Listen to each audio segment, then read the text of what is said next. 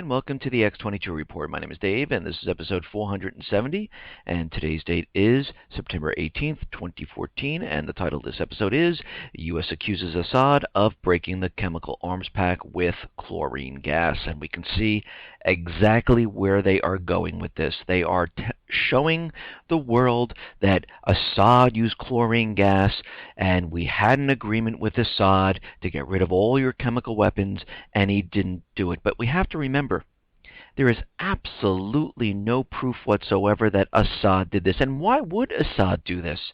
He had the UN Security Council inside of Syria. They were removing the chemical weapons. Why would he use chemical weapons while they're removing the chemical weapons?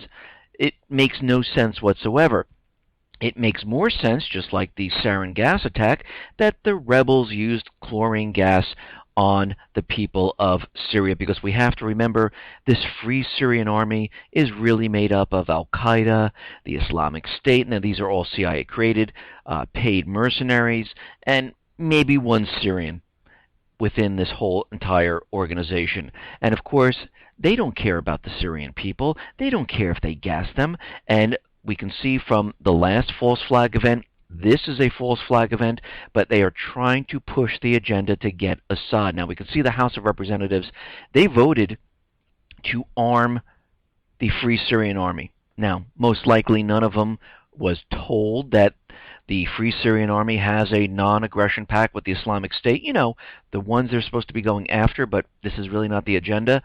And we can see right now, if they fund the Free Syrian Army, it's pretty much funding the Islamic State, and this is exactly what they want. They want these groups, which are really just one group, to get the weapons, to get the training, because they need the ground forces to move into Damascus to get Assad while the United States bombs away and removes the Air Force, removes troops, and clears a path. And this is exactly what we've been talking about. And we can see right now they're trying to link, and they're going to continually do this.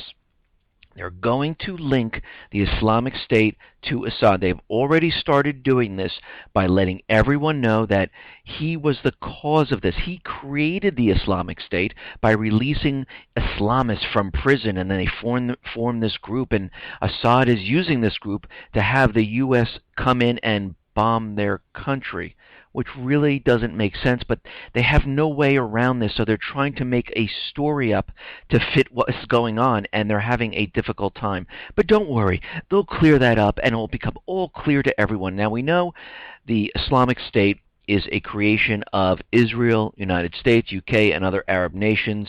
They're fully funded by smuggling oil out of Syria through Iraq into Turkey, then through Europe. We've already had government officials saying, yes, this is where we are getting a lot of our oil. They pretty much acknowledge this. The Islamic State is using U.S. dollars, and this is why the government really hasn't stopped them, because they're doing exactly what they wanted to do. If we look at what happened in Libya, the tribes there rose up. They took control of the oil fields and the ports. They loaded up a tanker with oil. They set it off, and they were looking for any type of buyer whatsoever, using any type of currency, and the Navy SEALs were on top of that tanker in no time flat and brought it right back. And this is how you know the Islamic State is funded, controlled by the United States, Israel, UK, and other private Western Central Bank nations. Now, we can see they're trying to ramp this up. They need to push this agenda forward. And we can see that they're continually saying that Obama has the right, he has all the authority to go out and attack Syria whenever he wants. And we have to remember, it is a sovereign nation. Russia, China have already given warnings. The whole world is looking at this situation, because if this is true, where Obama is allowed to attack wherever the Islamic State is, he can attack any country. Like if there's some in Australia, he can attack that country. If it's in UK, he can attack that country. If it's in Israel, he can attack that country, right? Because that's the mindset right now of what they're talking about. But this is not really what they want to do. their plan is really just to get into Syria. They're just using this as a cover, trying to convince everyone that yes, they have the right to go into Syria when they really don't. They have no permission whatsoever under the UN Charter, under the Constitution, under the War Powers Act. He has absolutely nothing at this point. Now, we understand the European economy is continually falling apart. They can't stop it. The debt is rising. Unemployment is going through the roof. And right now what we're seeing is the IMF has cut Italy's growth outlook. They're saying things look really, really bad for Italy at this point. And they're saying the public debt will continue to rise. Really? That's surprising. And they're saying that unemployment is going to skyrocket, youth unemployment is going to skyrocket, and right now Italy's public debt is the second highest in the Eurozone. Greece is the winner of that, and we can see right now that most of the other countries are continually piling on debt, imposing austerity, and a lot of these people cannot find work, and the youth unemployment across Europe is absolutely horrific. And you have to remember, the youth unemployment, this is the next generation, and if they're not working, they're not going and purchasing goods, saving money to purchase a house, the next generation is completely doomed, and this is exactly what we're seeing now. Here in the States, what's happening is they're keeping the illusion alive here. Of course, the initial jobless claims came in today, and it plunged, and it looks fantastic. And they're saying that everything looks just pretty much very, very nice in the way of unemployment, where the unemployment numbers are continually coming down, and we're seeing that we have a strong, robust economy. And of course, this is all an illusion. And what we're seeing is more companies are laying off, and there's going to be even more coming up very, very soon. We see Toshiba laying off 900 people. Ericsson International, 1,000 people. General Mills sees 100 million cost cuts because their profits are dipping. So guess what that really means? They're going to be laying off a lot of people. Now, we also see the Philly Fed print missed expectations by the most since February and fell from 28 to 22.5 in September. So we can see already things are starting to go down the hill here, and they're going to really hit bottom hard as we accelerate through this fall and winter. And in regards to housing, we are seeing housing completely imploding on itself. Now, of course, yesterday, the home builders, their sentiment was very, very high. They're like, oh, everything looks great. We're heading towards good days ahead of us. And of course, this is just hope, dreams. But when we look at this, August housing starts and permit data are the worst we've seen so far. Everything is collapsing right now. We see that permits slid to about 5.6 from 1,040K to 998K, and declining sequentially in every region of the U.S. with double-digit drops in the Northeast and the Midwest, while housing starts tumbled by 14.4%. Multifamily units dropping from 396,000 to 343,000, or 13.4% for permits, and a whopping 31.5% for starts. Housing market is going down. We can see mortgage applications are slipping. We can see refinancing applications are slipping. Wells Fargo is saying, listen, we'll accept subprime people. Come on in. The government will guarantee your loans. We don't care if you have no credit whatsoever. You're bankrupt. Makes no difference to us. We want you to buy a house. And we can see right now, this cannot be sustained. They're doing everything they possibly can for the end game at this point. And real estate is an indicator to let us know how the economy is doing, because, again, if people are truly doing well and we are recovering, you would know it. How would you know it? Well, you would feel secure in your job. You'd be getting cost of living raises. You'd be making more money. You'd feel confident. You would go out and spend in retail. Retail would be picking up. You would be saving your money to buy a home because you're saying, you know what, now is the time to do it. But we are seeing none of this whatsoever, and this is why the government, the Fed, continually have to convince us that we're in a recovery. And if they need to convince us, that means we are definitely not in any type of recovery whatsoever. Now, the IMF is out there, and they are saying that these investors who are taking excessive risks might just abruptly change course at a moment's notice. And they're absolutely right, because what's happening is they're seeing the market, they're seeing everything, and as soon as they say, okay, we're done here, everything's going to come crashing down. And I noticed in the last couple of weeks, the IMF, the World Bank, they're giving little hints of warnings that, something is not right, we can't have so much debt, the Fed saying the poor have to become rich and own assets. Yeah, this is all great to say, but it seems like they're on their way of just throwing out little tidbits here and there that something big is going to happen.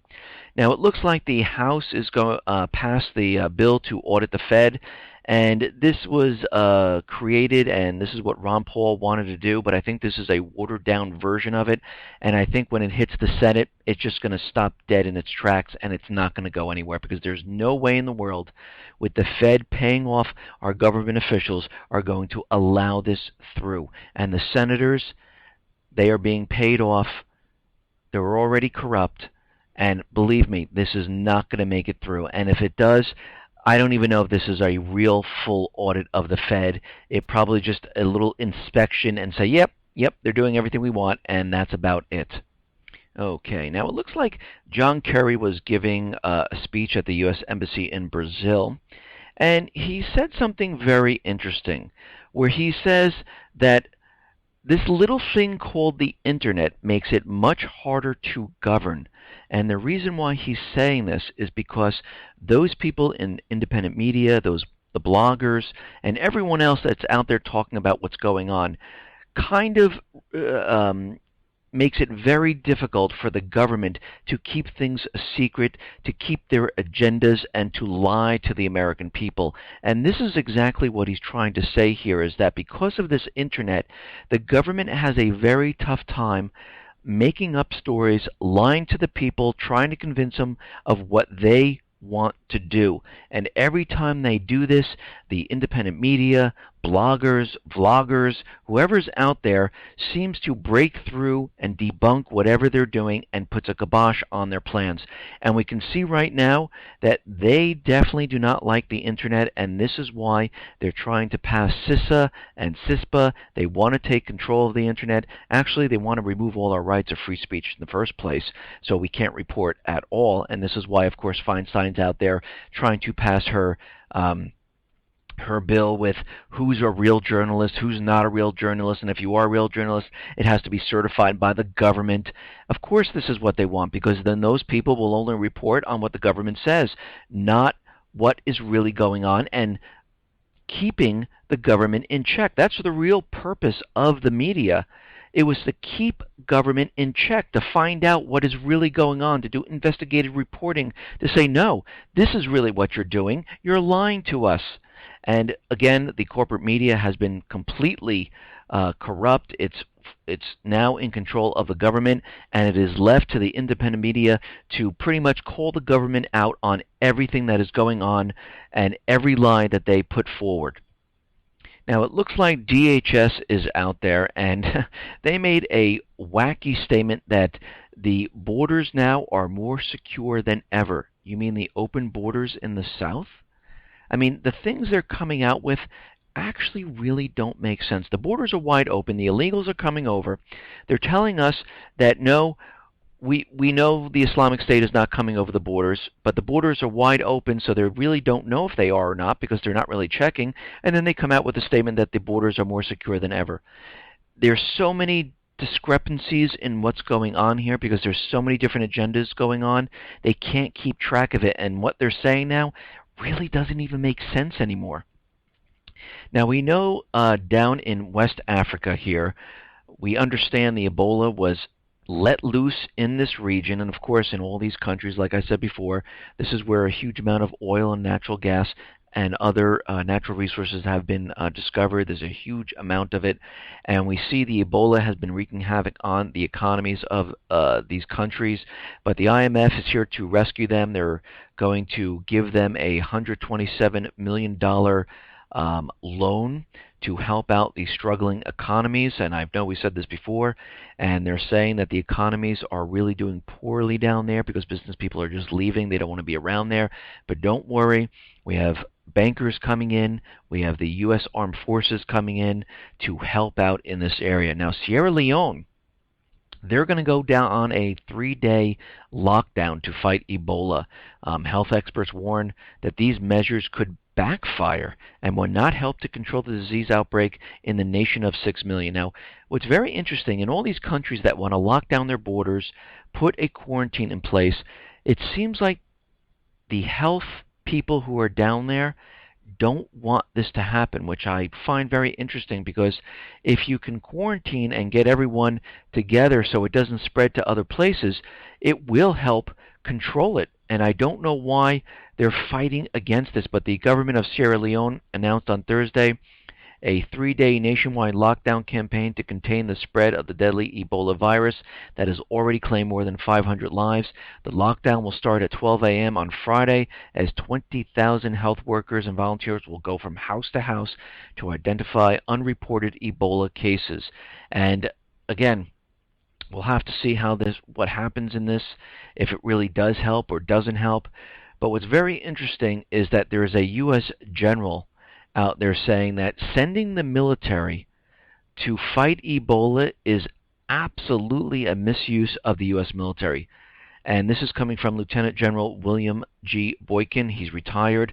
The health mission in Liberia would be better accomplished by private sector NGOs, non-governmental organizations, including the French organization Doctors Without Borders, or other U.S. government agencies like the Department of Health or the Department of Health and Human Services. He said the military has absolutely no business being in this area. They don't have the expertise in dealing with this, and he can't understand why the military is being brought into this area. Well, we kind of all know. We realize that the military is being brought in this area because this is exactly what the United States central bankers wanted to do. They wanted to get the military into each one of these countries because China and Russia are there, and they want to secure the natural resources in this area and try to push out China and Russia if they can.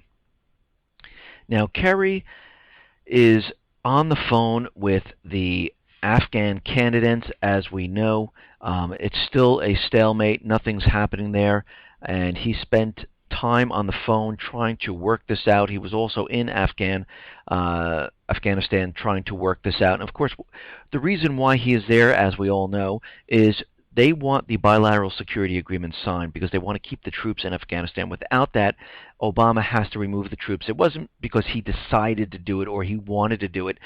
Karzai, the President Karzai of Afghanistan, did not sign the bilateral security agreement, so that means the troops have to leave Afghanistan. The same thing happened in Iraq in, was it 2011, where the president there, the prime minister there, did not sign the bilateral support agreement, so the troops had to leave Iraq. Actually, the prime minister at that time, Maliki, said, "We don't want the troops here," and they had to leave. The same thing's happening in Afghanistan, and this is why the United States is so involved in the elections there, because they want the candidate in there that will sign the bilateral security agreement, and they want the elections worked out. They want it signed.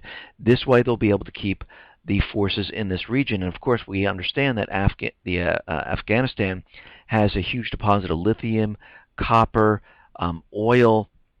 They're growing poppies to create opium, which they sell overseas to pay for their covert operations. It is in a strategic location, so they're not going to give up Afghanistan. They're going to do whatever they can to push this forward. Now, Russia is saying they are ready to cooperate with any government in Afghanistan, given that it has support of its own population. So once the elections are done, Russia says they will help them in any way they can.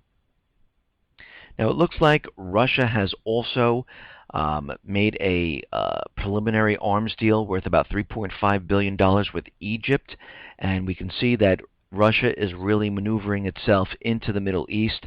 And again, A lot of the Middle Eastern countries are looking away from the United States central bankers. A lot of the countries that were taken over and puppet regimes were placed into these countries are now fighting back, trying to kick out the puppet regimes. And we can see things are definitely changing in this region, and this is why the United States needs to get into this area, and this is why the Islamic State was created, to create chaos in the region, to get the U.S. troops into all of these countries, and then eventually get into Syria and Iran, and this is what they've been trying to do. Now, it looks like Poroshenko was in front of Congress today asking for lethal aid, and he was giving a speech, and some of the things that he said were complete propaganda out there, and of course, the congressmen are applauding, and Poroshenko says Russia has now invaded Ukraine. Poroshenko says Ukraine urgently needs lethal aid. Poroshenko warns Russian will next cross European borders. Poroshenko says Russia is threat to global security. Poroshenko, aggression against Ukraine is setback for democracy. Poroshenko says world cannot allow Russia's behavior. And Poroshenko says Russia responsible for Malaysian air shootdown. So he's putting out a lot of propaganda out there, trying to get military aid, and it looks like he only is going to receive about $46 million of non-lethal aid to help the new security assistance in Ukraine. But don't worry, there is a new bill introduced in the U.S. Senate yesterday, which would authorize the Obama administration to send $350 million worth of sophisticated weapons technology to Ukraine. Ukraine Freedom Support Act of 2014, introduced by Senators Robert Menendez and Bob Corker, is set to be discussed by the Senate Foreign Relations Committee later today. Providing defense articles, defense services, and training to the government of Ukraine for the purpose of countering offensive weapons and reestablishing the sovereignty and territorial integrity of Ukraine, including anti-tank and anti-armor weapons, crew weapons and ammunition, counter-artillery radars to identify target artillery batteries, fire control, rangefinder and optical guidance and control equipment, tactical troop-operated surveillance drones, and secure command and communications equipment. Now, of course, Poroshenko came to Congress today giving this speech while the bill is getting ready to be voted on. And you can see why this is all happening, because they want to push this through. They want all of this to go through so they can supply all of this to Ukraine. Now, Ukraine is getting military assets through NATO, through back channels. They really don't want anyone to know about this. They've been beefing up their military personnel inside Ukraine, and of course they're continually denying it, and all of a sudden this comes out today also. So we can see right now that they're continually pushing their agenda for war, and they're not going to stop. Now, Spain is going to be sending some Patriot missiles to Turkey. They're going to put this on the border with Syria to protect Turkey, and this is going to replace Dutch units in there. They're going to withdraw in January of 2015, and Spain is going to replace it with their systems. Now, we understand that the United States is trying to put together a coalition, and a lot of it's starting to fall apart. Like UK is not really with it, but France now says that yes, they will join the Iraq airstrikes against the Islamic State. So we can see right now the United States is trying to put all these countries together. Of course, it's mainly going to be the United States that's going into Syria and into Iraq. And of course, as they keep telling us, there's going to be no boots on the ground. And like I always say, whatever the government officials tell us, it is always the opposite. And already we see about 3,900 boots on the ground. Of course, these aren't combat troops. These are advisors. But as we know, there's going to be boots on the ground. And this is why they're continually telling you there's going to be no boots on the ground unless something drastically changes. And you know it's going to drastically change once airstrikes occur. Things will get really bad fast. So right now, a former Navy SEAL is saying that 90% of U.S. troops disapprove of Obama. Higbee denounced Obama's remarks at CENTCOM headquarters in Tampa, Florida yesterday, accusing the president of orchestrating a photo op with U.S. troops. I'd say most of the troops, Higbee said, probably over 90%, do not support the president at this time. Now, what's very interesting about this, and Judge Napolitano, he wrote that it is very interesting that Obama announced on Monday that the operations against ISIS, whether authorized by Congress or not, will be directed by retired Marine Corps General John Allen.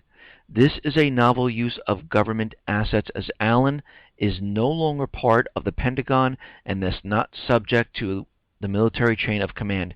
Now, why is he picking someone who is not part of the military anymore? This is very interesting. He's like picking a civilian to head this up. And he goes on to say, apparently the president does not trust his military advisors who advise he has repeatedly rejected to run his war. Is the White House planning to run this war directly as LBJ did in Vietnam? Is the State Department? How can a civilian who is not the president command military troops? Again, I see in another report that the president is going to be pointing out which targets he wants the military to hit. So he is going to be involved in doing this. Now the question is, what is he actually pointing out, and why doesn't he trust the military to do this? Because we can see right now they are definitely not going after the Islamic State. They are definitely going after Assad's key military positions. Now we see, just like the title of this report says, Assad broke chemical arms pact with chlorine gas. Secretary of State John Kerry on Thursday accused Syrian President Assad of breaking the terms of global pact on chemical weapons by unleashing chlorine gas this year. We believe there is evidence of Assad's use of chlorine, which when you use it, despite it not being on the list, it is prohibited under the Chemical Weapons Convention, Kerry said. The United States has also had some questions about a couple of other items, which we don't know what those are, which were being investigated. So he's in violation of the convention. So we can see right now they're already building this up, trying to get everyone on board that he's been using chemical weapons. But again, this is a false flag to convince everyone he didn't do it, the rebels did. And they're trying to convince everyone. Now they're taking this one step further. They're saying Syrian President Assad forces have intensified their attacks on more moderate rebels battling his government while avoiding strikes against the Islamic State. How interesting, and this is coming out of the New York Times. They report suggesting that Syrian regime has a plan to benefit from anticipated U.S. strikes narrowly targeting the Islamic State in Syria. Assad's new campaign to destroy the rebels while leaving the Islamic State alone appears to be timed with President Obama's threat to order airstrikes in Syria against the extremist group. Assad helped facilitate the rise of the Islamic State. His intelligence agencies assisted al-Qaeda in Iraq, the precursor group to the Islamic State, with travel across the Syrian border into Iraq to fight U.S. forces, and he freed several high-level terrorist detainees in May 2011 that would later lead the jihadist groups such as the Islamic State. So now they are already linking up Syria, saying, look, they're not even bombing the Islamic State, they're only bombing the Free Syrian Army. So they're already using the propaganda that he is in line with the Islamic State, and we can see where this is all going because they need a reason to go into Syria, and right now they don't have one. The Islamic State being there is not good enough because under all the laws, the United States cannot go into Syria. So what do they have to do? They have to link Syria with the Islamic State, and then push towards an event to say Syria and the Islamic State attacked the United States. And this is what they're going for at this time. Now, it seems like we have more cyber attacks out there where they're blaming it on China. And, of course, as we know, they need to demonize all these different nations, China, Russia, North Korea, Syria, Iran. and other BRIC nations, because as we go to war, they need to make sure the American people know who the enemy is and who we are going to be fighting.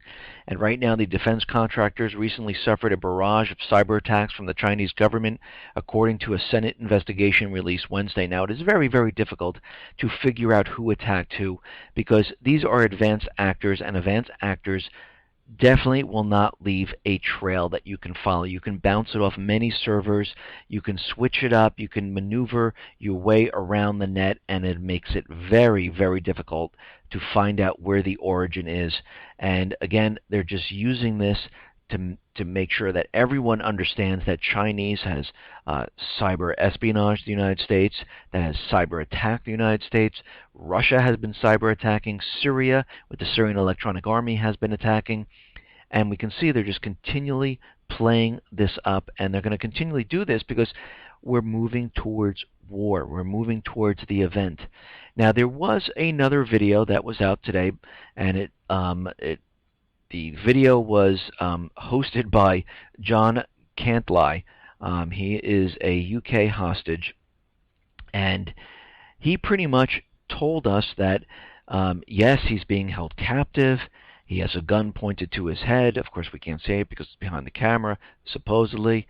And he's going to tell us the whole truth in different lessons as they put these videos out. Now, this is really starting to look like, and I've mentioned this before, the Mandarin in Iron Man 3, where the Mandarin is going to teach the president different lessons and give him the truth of what is really going on, and he'll commit different acts. So right now, the Islamic State, using their Hollywood studios, create beheading videos and kill, 3 people already, and then all of a sudden want to give us a lesson in what the truth is. And of course, we don't know what that is yet because this is the first video that's been put out. And you can see they're really pushing the propaganda right now because they need everyone angry, they need them pissed off, because they understand they need the American people angry and pissed off. Same thing with the UK and Europe, to go after this group, and this is what they're doing at this time. I mean, you can just tell